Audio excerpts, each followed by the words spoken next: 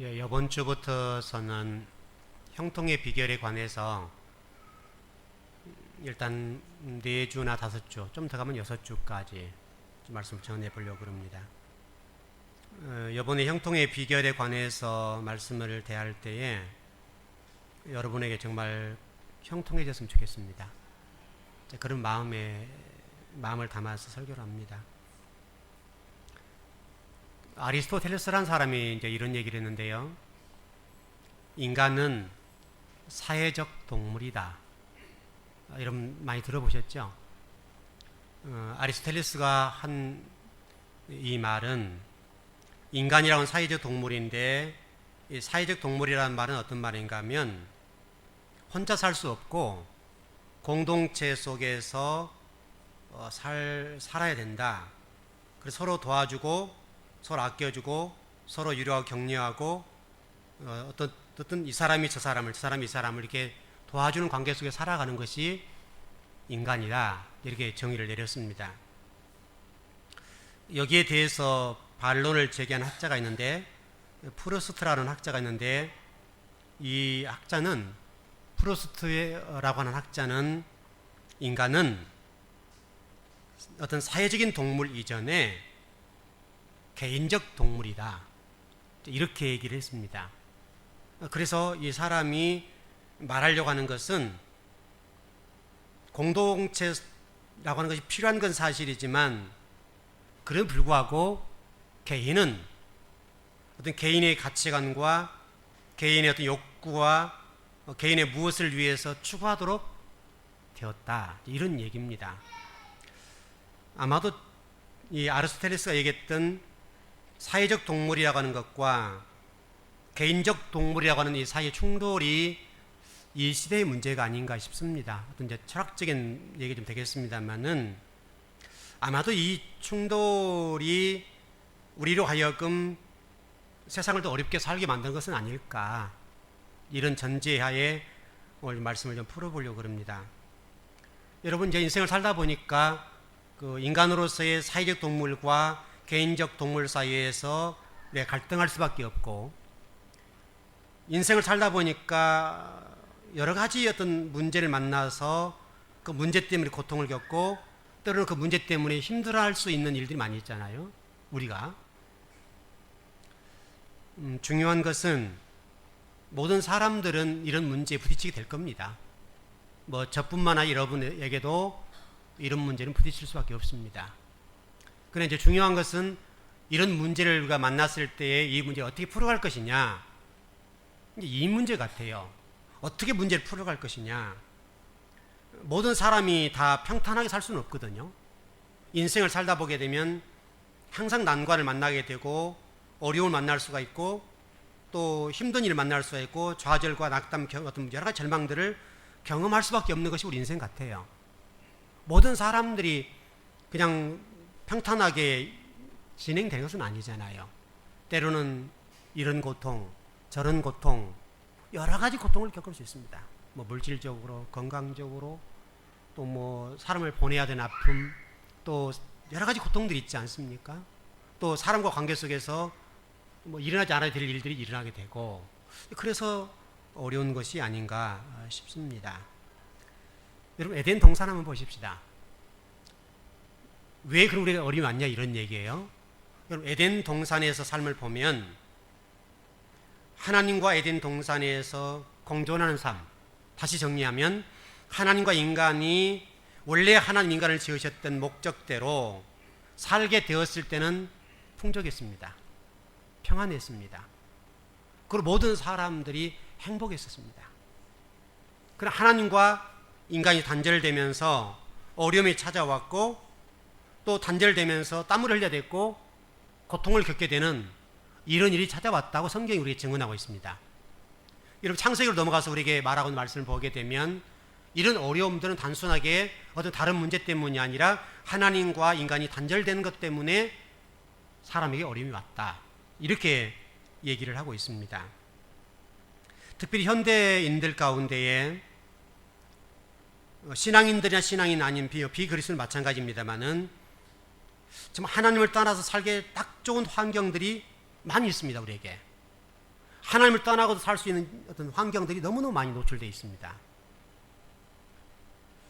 그런 측면에서 여러분 오늘 지금 날씨를 보시면 아까 우리 한 집사님도 기도를 하셨습니다만은 굉장히 화창하지요.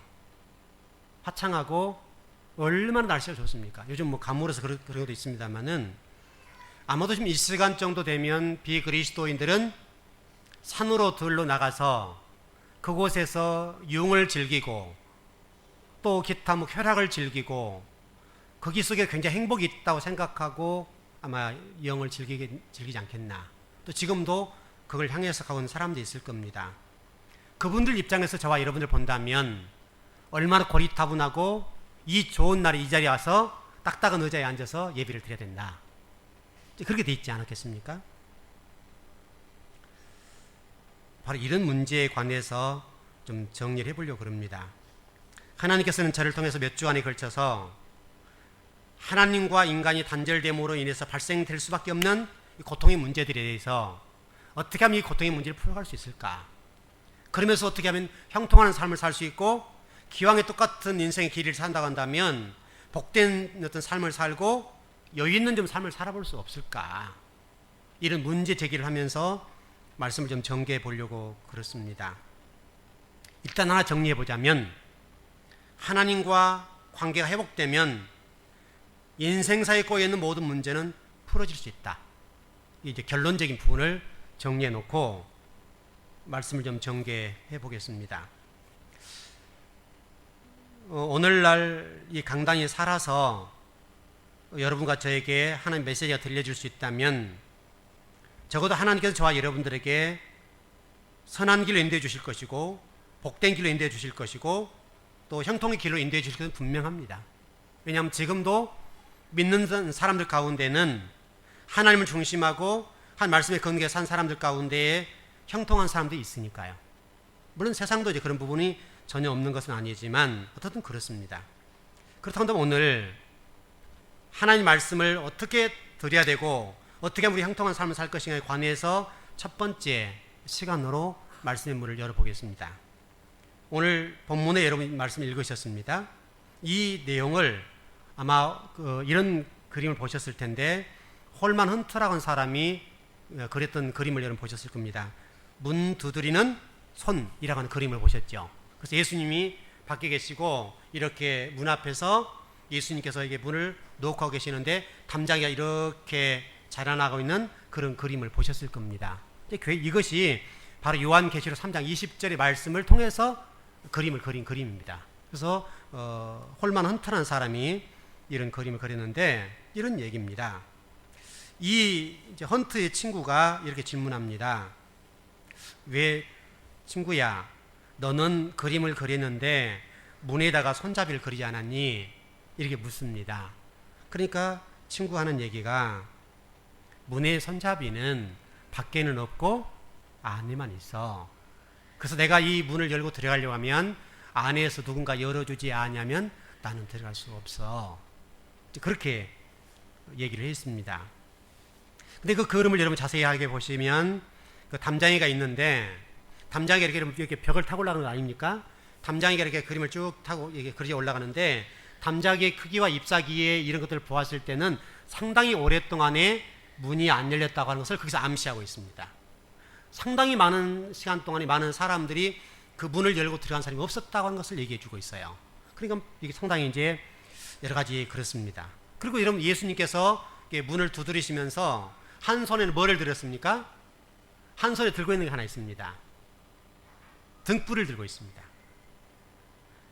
예수님께서 등불을 딱 들고 계시는데 등불을 들고 있다는 말은 무슨 말인가 하면 영적으로 깊은 밤이라는 말이에요. 영적으로 굉장히 깊은 밤이고 담장에 늘어져 있다는 말은 많은 시간 동안에 이 사람들이 문을 열지 못했다고 하는 것을 이 그림을 통해서 암시하고 있어요. 그래 여러분 영적으로 지금 굉장히 지금 어두운 시대에 살고 있다. 또 요한계시록 3장 20절에도 마찬가지입니다. 다시 한번 제가 말씀을 봉독에 올리겠습니다. 네, 제가 그 표준어 성경을 가지고 읽어드리겠습니다. 보아라, 내가 문 밖에 서서 문을 두드리고 있다. 누구든지 내 음성을 듣고 문을 열면 나는 그에게로 들어가서 그와 함께 먹고 그는 나와 함께 먹을 것이다. 이게 이제 세번역 성경의 말씀입니다. 이 말씀을 통해서 지금 우리에게 신앙이라고 하는 것이 무엇인가를 자세하게 설명하고 있습니다. 신앙이 도대체 뭐냐? 신앙이라고 하는 것은 강제적으로 안 된다. 내가 마음문을 열지 아니하면 우리 주님께서는 내 속에 들어올 수 없다. 여러분 신앙생활 해보셨으니까 아시죠? 신앙생활 하신 분들 가운데 이런 분이 계십니다. 마음을 딱 닫고 있는 분이 있잖아요. 여기 지금 이 시간 예배당에 와서 앉아있는 분들 가운데 그럴 수 있어요. 예배당에 와서 앉아있어요. 예배마다 오시는 거예요. 그럼에도 불구하고 말씀이 들어올까 봐서 딱 마음을 닫아본 사람이 있어요. 또 예수님께서 이렇게 찾아오실까 봐서 두려워서 문을 딱 닫아본 분 계세요. 그럼 절대로 예수님은 혼자 안 들어가세요. 내가 이 마음을 열지 않는다는 하는 예수님께서 우리 마음속에 들어오실 수가 없어요. 왜 그러냐면 예수님께서 우리 문을 열지 못해서가 아니에요. 예수님께서 우리를 지으신 분이기 때문에, 우리를 만드신 분이기 때문에 문을 못 열겠습니까? 이 세상을 창조하신 그분께서 내 마음 문 하나 못 열겠냐 이 말이죠. 그런 것이 아니에요. 중요한 것은 우리 하나님은 여러분의 인격을 믿어요.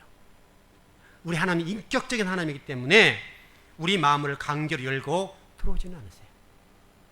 다만 중요한 것은 여러분들이 이 마음을 열지 않는 한은 우리 주님이 오실 수 없다. 이게 홀만 헌트 얘기예요. 또 요한복음 3장 20절에 말씀 얘기도 해요. 그래서 믿음이라고 하는 것이 무엇인가, 믿음이라고 하는 것이 어떻게 생기는가에 관해서 성경은 이렇게 말씀하고 있어요. 로마서 10장 17절의 말씀 보면 이런 말씀이 있습니다. 그러므로 믿음은 들음에서 생기고, 들음은 뭐의 말씀이다? 그리스도의 말씀이다. 여러분 로마서 10장 17절에서 믿음이라고 하는 것은 들음에서 생기는데 그 들음은 그리스도를 전할 말씀을 통해서 믿음이 생긴다. 이렇게 설명하고 있습니다. 좀 정리해보면 일단은 믿음은 듣지 않으면 생기지 않는다. 여기서 듣지 않는다는 말은 여기 와서 지금 귀는 열고 있지만 듣지 않으려고 하는 마음. 내가 지금 예배당에 와서 예배를 드리고 있지만 얘기하면 이렇게 되는 것이죠. 우리가 마음문을 딱 닫아버리고 들을 수 있는 마음들을 닫은 상태에서는 말씀을 들을 수 없다. 또 믿음이 생기지도 않는다. 다시 좀 설명해보면 이런 거죠. 우리가 어떤 무엇인가에 관해서 수용하려고 하는 마음 자세가 되어 있지 아니하면 우리 주님은 우리에게 들어올 수 없다. 수용하려는 자세, 받아들이려고 하는 자세. 여러분 한번 대화해보시면 알죠? 사람과 사람 사이 대화해보면 어떤 사람은 벽창 같은 사람 있죠? 도대체 말을 해도 듣지 않으려고 하는 그 귀 있잖아요. 마음이 있잖아요. 그래서 그 사람 향해서 무슨 벽창 같다 이렇게 얘기하거든요. 이런 사람들에게는 아무리 얘기를 해도 듣지 않습니다. 왜냐하면 마음을 딱 닫고 있기 때문에 그래요. 오늘 이 시간 여러분들에게 하나님의 말씀이 들려졌으면 좋겠습니다. 또 여러분이 할 일이 있다고 한다면 받아들이려고 하는 자세와 수용하려고 하는 자세가 있었으면 좋겠습니다. 이래야 되는 거예요. 이게 되지 않냐면 우리가 아무리 이 강단에 좋은 메시지를 전해도 하나님 말씀은 여러분에게 들려지지 않습니다. 바로 이런 것 관련되어서 우리 예배와 관련되어 있습니다. 예배라고 하는 것이 한 번 드려져서 예배가 되어지겠나 이런 거죠. 요즘 이제 우리 한국 사회, 현대 사회에 현대 그리스도인들에 있어서 이제 이런 문제가 있어요. 주일날 예배 한 번 딱 드리면 신앙인으로서 예배를 잘 드렸다. 이런 생각이 있습니다. 상당히 보편적인 것 같아요. 그래서 제가 이제 고민을 해보면서 말씀을 묵상하는 가운데 이런 좀 생각을 해봤어요. 혹시 우리 성도들 가운데 어떤 직장 생활 하시고 또 사업들 하시는 분이 많이 계시는데 혹시 이렇게 한번 고민해보자는 거죠. 내가 지금 직장 생활하는 것과 예배를 드리는 이 문제에 관해서 우리가 한번 고민해본 적이 있냐. 그래서 우리 주일날은 나와서 예배 드리는데 뭐 새벽 예배나 수요일, 금요일 또 뭐 주일 오후 예배 이런 것들을 예배 드릴 때에 내가 뭐 직장 문제 때문에 주일날은 예배를 드린다 하더라도 뭐 수요일이나 금요일이나 뭐 새벽기도 같은 경우 예배를 드리지 못한 것이 당연시 되어 있는 것도 있잖아요. 우리 속에. 별 고민들 안 해봤단 말이에요. 우리가. 수요일날 금요일날 뭐 새벽 예배를 드리지 못한 것에 관해서 너무나 당연히 생각하고 내가 그것이 그 예배를 드리지 못한 것에 관해서 조금도 반성하거나 또 생각해보거나 예배를 드리지 못한 것에 관해서 하나님 앞에 하나님 나 예배 드리게 도와주세요. 이런 기도를 못 해봤다고요. 사실 그런 것 같아요. 여러분 직장 생활 하시면서 어떻습니까? 그 직장 생활이 물론 사회가 지금 굉장히 각박한데요. 그럼에도 불구하고 내가 직장 생활하기 때문에 수요일 금요일 새벽 예배를 못 드린다. 그게 정당화 될 수 있을까요? 그런 것 같지는 않아요. 물론 사회가 여러 가지 힘들고 어려운 것은 분명히 있지만은 그러나 한 번 예배를 드려서 내 신앙이 자라고 성장하고 성숙되어질 것 같으면 문제가 없지만 한 번 예배 드린 가지고는 안 되더라 이 말이죠. 저도 한 신앙인 아닙니까? 저도 신앙인인데 목사로 살아가는 저도 성경을 오랫동안 읽고 연구하고 지금 목회 시간이 평신도 사이까지 25년 이상을 했잖아요. 25년에서도요 제가 만일에 한 3개월에서 6개월 정도만 예배를 한 번도 안 드리고 하나님을 한 번도 생각하지 않는다. 그러면 제 믿음도 땅바닥에 떨어져요. 그건 분명해요. 오늘 여러분 한번 이런 생각을 해보십시오.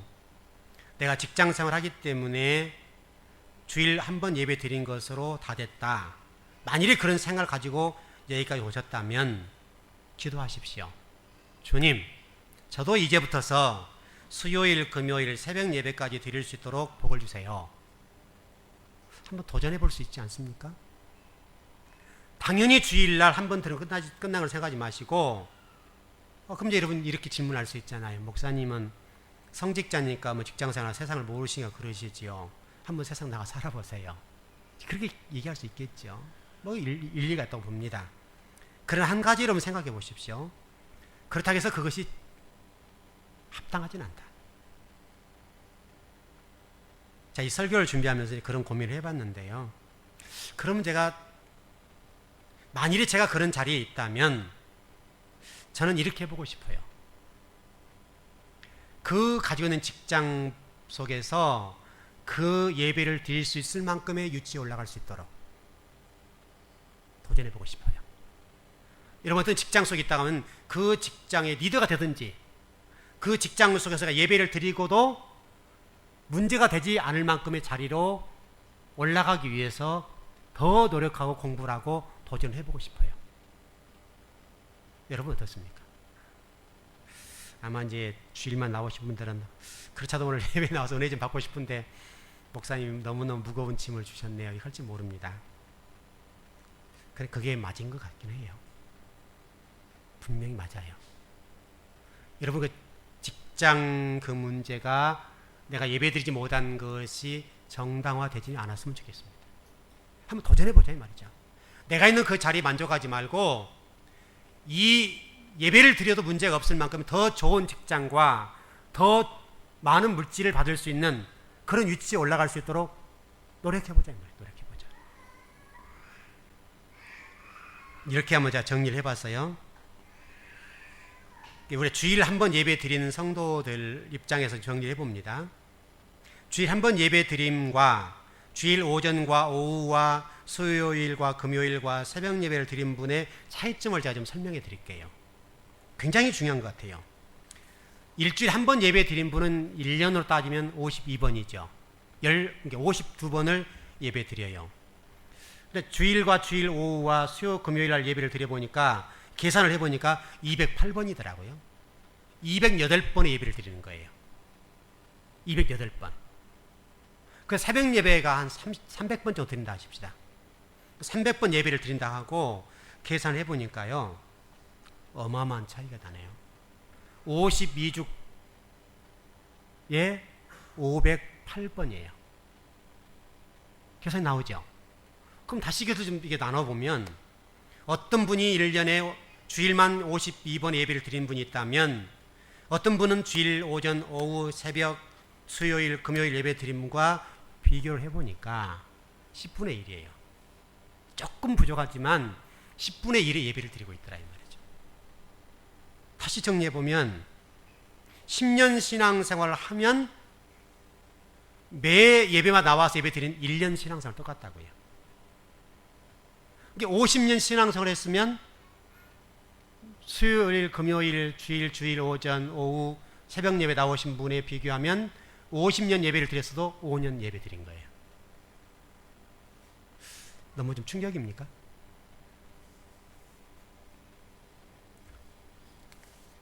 혹시나 여러분들이 신앙 연도를 자랑하시고 나는 50년 신앙생활을 해서 이렇게 많이 하신 분이 있다면 아름다운 겁니다.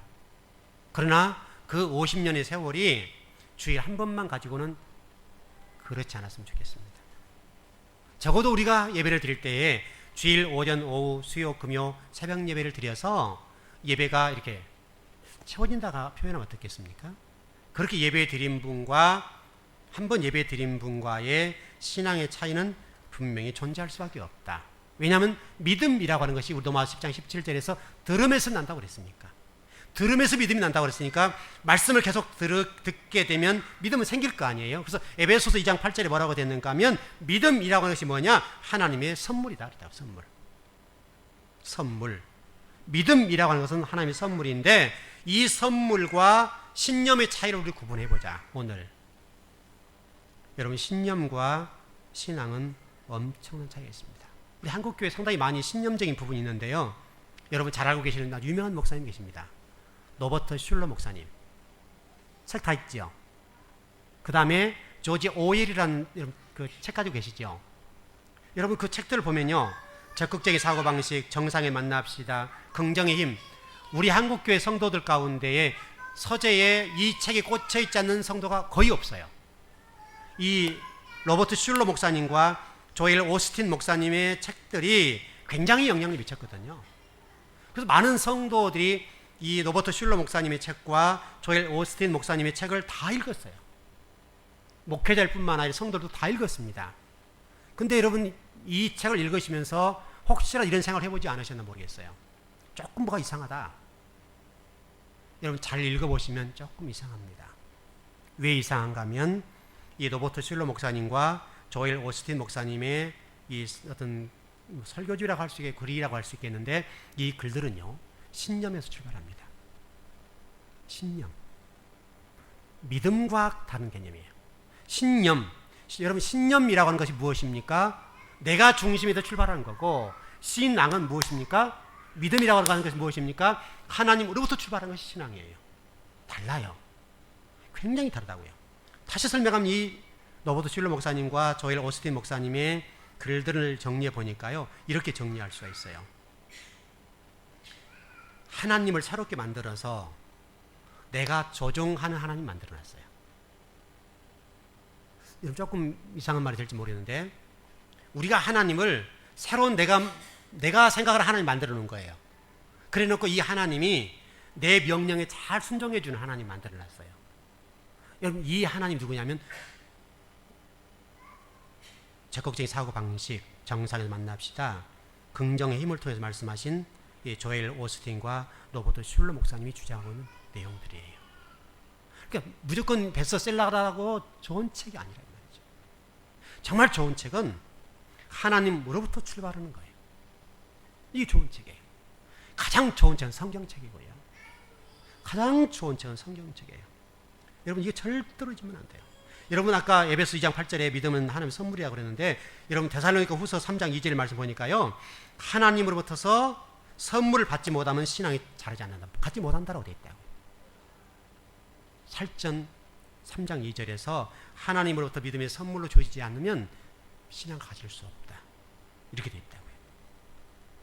아마 이런 질문을 할 수 있을 겁니다. 그럼 목사님, 누구에게는 믿음을 주시고 누구에게는 믿음을 안 주십니까? 이런 질문이 가능하죠. 가능합니다. 그러나 일단 전제는, 결론은 이건 하나님 주권의 문제입니다. 자, 설명을 드려볼까요? 여러분 창세기로 넘어가서 한번 공부했었습니다. 가인과 아벨의 예배에 관해서 하나님께서 가인의 예배를 받지 아니하시고 아벨의 예배를 받으셨습니다. 그래서 제가 이렇게 설명했습니다. 하나님께서 가인의 예배를 받을 수 있고 아벨의 예배를 받을 수도 있다. 예배를 받을 수도 있다. 누구 예배를 받느냐의 문제는 아버지 문제다. 왜? 어차피 가인과 아벨은 하나님으로부터 분리된 사람들이다. 아담과 하와가 범죄한 이후로 하나님과 아담과 하와는 분리되면서 우리 성경대로만 얘기하면 아담이 낳은 후손들에 관해서는 성경이 뭐라고 설명하고 있습니까? 하나님으로부터 하나님 형상 모양을 입고 태어난 사람들이 아니라 아담의 모양과 형상을 입고 태어났다고 되어 있다. 다시 설명하면 하나님의 은혜권 밖으로 분리된 사람들이에요. 하나님의 은혜권 밖으로 분리된 사람들은 지옥 갈 백성들이죠. 이 지옥 갈 백성들 가운데 가인과 아벨이 포함되어 있는 거예요. 여러분도 포함되어 있는 거예요. 저도 포함되어 있는 거예요. 그 가운데 하나님이 아벨의 예배를 받으셔서 아벨을 위로 올려주신 거예요. 은혜권 위로 올려주신 것이 아버지예요. 이건 아버지 주권의 문제예요. 가인을 올릴 수 있고 아벨을 올릴 수 있어요. 그런데 하나님은 가인을 올리지 아니하시고 아벨을 올리셨으니까 이건 아버지 주권 문제지 우리 할 수가 없어요. 어차피 지옥 갈 백성들 가운데 어느 영혼들은 구원받은 백성으로 어떤 영혼들은 지옥 갈 백성들로 이것은 아버지 영역이라 이 말이죠. 그러나 여러분 이 자리에 나와서 예배 드린 것은 그런 의미에서 굉장한 복입니다. 왜냐하면 지옥 갈 백성들을 오늘 하나님의 주권에 의해서 예수 그리스도 이 땅에 보내주시고 그 예수 그리스도 나의 구주와 주님으로 믿어지는 복을 주셨으니까 그 믿어지는 복이 누구로부터 왔어요? 하나님으로부터 왔다는 말이죠. 이 하나님 주권의 문제예요. 그래서 믿음은 선물이라는 거예요. 하나님의 주권이라고 하는 거예요. 이 하나의 통로를 통해서 우리를 구원해 주셨어요. 그런데 그럼에도 불구하고 한 가지 또 하나 길을 열어두셨어요. 그게 예배예요. 예배를 통해서 하나님께서 말씀이라는 통로를 통해서 믿음이 생기도록 은혜를 주셨다는 거예요. 이 믿음이 생길 수 있는 이 예배의 통로, 이 예배 통로를 통해서 예배를 우리가 얼마나 정성을 다하고 자세와 태도와 최선을 다해서 예배를 드리는 거, 다시 설명하면 하나님이 받으시는 예배와 거부하시는 예배가 있다고 한다면 받으시는 예배를 드릴 수 있을 만큼의 성도 예배를 드려야 된다 이 말이죠. 이것은 우리 예배 출석률과 상당히 비례해요. 이것은 어쩔 수가 없어요. 믿음이 성장되지 않는 것은 종교인들은 몰라도 적어도 하나님이 인정하실 만큼의 성도로서의 분량에 이르기까지는 말씀을 듣고 그 말씀에 근거해 신앙생활을 하지 않으면 잘할 수가 없어요. 그래서 여러분 예배에 열심히 참여하는 것이 굉장히 좋은 거예요. 우리 성도들은 그거 다 아는 얘기죠. 우리 이 자리에 모여있는 성도가 많은 숫자는 아니지만 그동안 이곳에서 강단을 통해 말씀을 열심히 배우고 훈련했어요. 그런데 우리 즐거운교회 성도들은 믿음이 많이 좋아졌어요. 굉장히 좋아요. 다른 교회 성도에 비교해보면 물론 다른 교회가 나쁘단 말은 아니에요. 비교해보면 속도가 빨라요. 비록 이 강단에 딱딱하게 말씀을 전하지만 딱딱한 말씀들을 먹다 보니까 나도 모르는 사이에 믿음이 자라있는 거예요. 그 우리 다 아는 것들이죠. 다시금 여러분 부탁을 드리는데요. 여러분 열심히 예배에 참여할 수 있길 바랍니다. 최선을 다해야 됩니다. 내가 참여할 수 있을 때는 최선을 다해야 됩니다.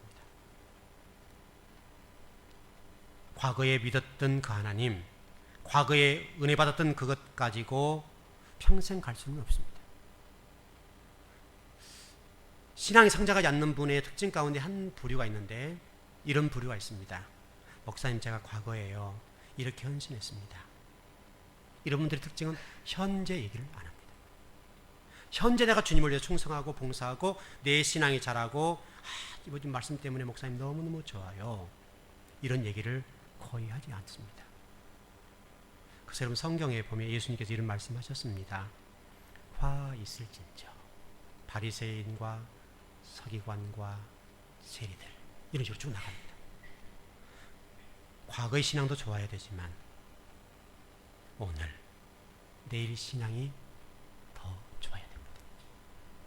그건 분명합니다. 과거의 신앙이 이미 지나고 있습니다. 그럼 오늘부터서 미래를 향해서 우리 신앙이 더 좋아질 수 있도록 노력하고 예배 열심히 참여해서 말씀을 듣는다고 한다면 좋은 신앙인이 될 수 있습니다. 우리 주님께서 저와 여러분들에게 과거에 관해서 많이 묻지 않습니다. 미래 지향적으로 묻습니다. 너 오늘부터서 네가 어떻게 나를 섬길 것이고 네가 하나님다운 사람으로 살 것이냐 여기에 관해서 물으십니다. 과거는 그렇게 중요하지 않습니다. 과거에 관해서 연연할 필요는 없습니다. 중요한 것은 오늘 이후로 열심히 아버지를 찬양하면 됩니다. 그래서 여러분 마태복음 15장 8절에 이런 말씀이 있습니다. 이 백성이 입술로는 나를 공경하되 마음은 내게서 멀다. 마음이 뭐니까 신앙이 자라지 않는 거예요. 입술로는 주님을 공경하고 찬양하고 경배하지만은 마음이 멀기 때문에 안 되는 거예요. 이것을 우리가 노력해야 돼요. 노력할 부분이에요. 노력해서 열심히 예배당에 찾아오실 수 있어야 된다 이 말이죠. 여러분 마태복음 23장 이하의 말씀 보니까 이런 말씀이 있습니다. 천국 문을 닫는 사람이 있다. 천국 문을 닫는 사람이 있다. 여러분 잔이란 측면에서 정리해 볼까요? 잔은 겉과 속이 다를 수 있죠. 대부분 우리 세상적인 사람들은요 이렇게 생각합니다. 겉을 화려하게, 속은 좀 그렇게. 그러나 성경은 겉은 괜찮습니다.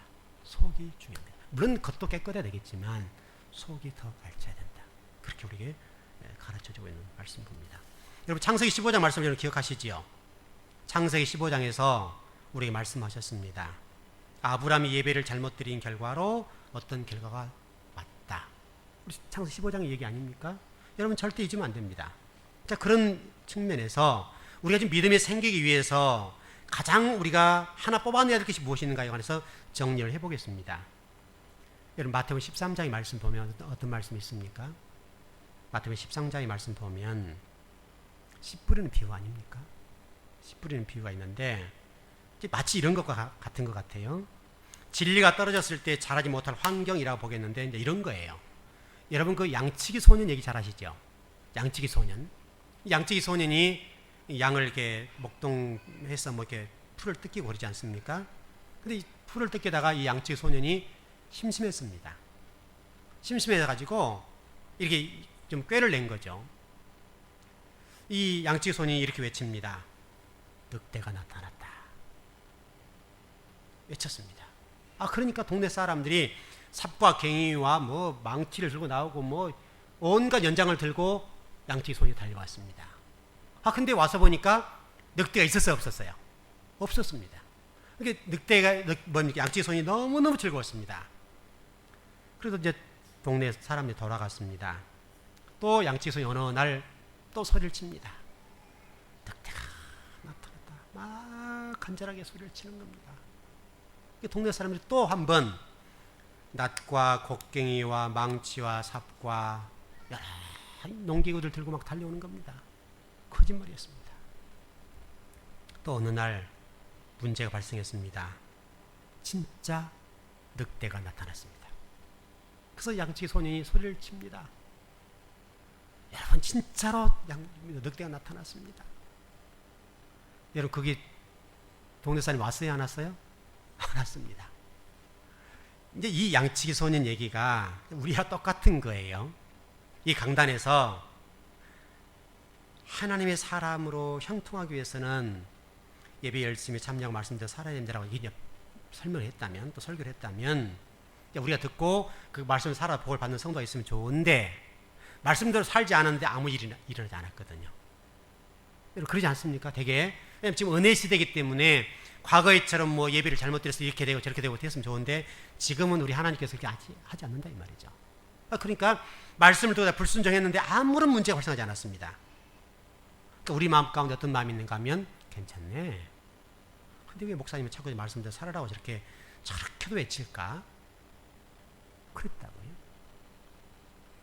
근데 어느 날 양치기 소년이 거짓말을 통해서 진리가 심판했던 것처럼 오늘 우리에게도 이 강단을 통해서 말씀하신 말씀들이 지금은 아무 일이 일어나지 않을 수 있지만 어느 날 그 말씀이 우리에게 다가와서 심판할 날이 있다면 어떻게 되겠습니까?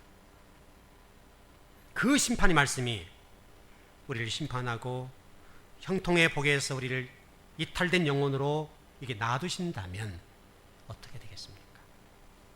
아주 중요한 부분들입니다. 우리가 그 부분을 절대로 잊으면 안 되고 형통하기 위해서라도 여러분 예배를 잘 드리셔야 됩니다. 오늘은 1차적으로 서론적인 부분만 쭉 열어가 보았습니다. 한가면 정리하자면 믿음이라고 하는 것이 들음에서 난다는 사실 잊지 마시고 형통하기 위해서라도 예배당 열심히 찾아오시기 바랍니다. 여러분의 처해 있는 그 무엇이 핑계의 대상이 되지 않도록 하십시오. 한번 개선해 보려고 하고 도전해 보자 이 말이죠.